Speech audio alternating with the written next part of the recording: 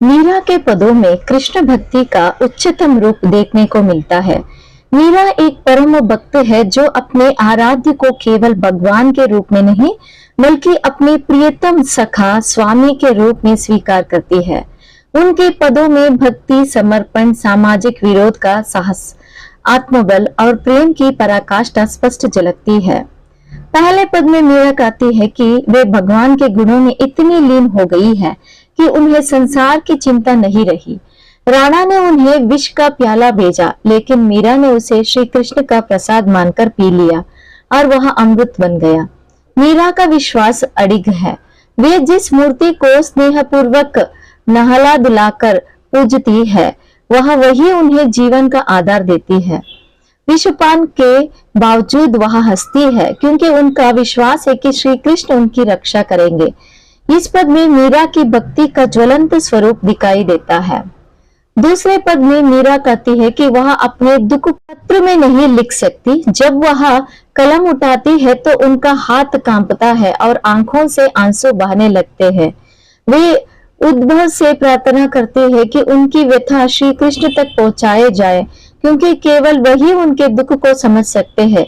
यह पद भक्ति के साथ साथ मानवीय वेदना और आत्म अर्पणा की गहराई को दर्शाता है। तीसरे पद में मीरा संसार की असारता और शरीर की नश्वरता को इंगित करती है। वह कहती है कि इस देह पर गर्व नहीं करना चाहिए, क्योंकि यह अनंत मिट्टी में मिल जाएगा। इस संसार का खेल अस्थायी है, जो आया है उसे जाना है। मीरा सच्चे योग को आत्मसमर्पण मानती है, न कि केवल बाह्य भगवा वस्त्र पहनने को। वे श्री कृष्ण से विनती करती है कि वे उन्हें यम से फांदे से मुक्त करे। चौथे पद में मीरा कहती है कि उन्होंने अपने पांव में घुंघरू बांध लिया है और वे श्री कृष्ण के प्रेम में नृत्य कर रही है। वे कहते हैं कि अब वह श्री कृष्ण की दासी बन गई है। लोग उन्हें पागल कहते हैं, कुल नाशी कहते हैं, लेकिन उन्हें इन बातों की कोई परवाह नहीं। मीरा को राणा ने विष का प्याला भेजा, लेकिन वह हंसते हुए पी गई, क्योंकि उन्हें पता है कि श्री कृष्ण उन्हें कुछ नहीं होने देंगे। मीरा की भक्ति में निडरता और आत्मबल का अद्भुत समन्वय है। पांचवें और अंतिम पद में मीरा भगवान से विनती करती है कि वे अपने भक्तों का दुख हरे। वे कहती है कि जैसे द्रौपदी की लाज बचाई, वैसे नरसिंह रूप में आकर भक्त प्रहलाद की रक्षा की, जैसे गजराज को बचाया वैसे ही मीरा की भी रक्षा करे। यह पद भक्ति और भगवान की कृपा पर अटूट विश्वास का प्रतीक है। इन सभी पदों में मीरा की भक्ति का स्वरूप अत्यंत गहन, सजीव और क्रांतिकारी है। उन्होंने सामाजिक बंधनों, कुल मर्यादाओं और रूढ़ियों की परवाह किए बिना भक्ति का मार्ग अपनाया।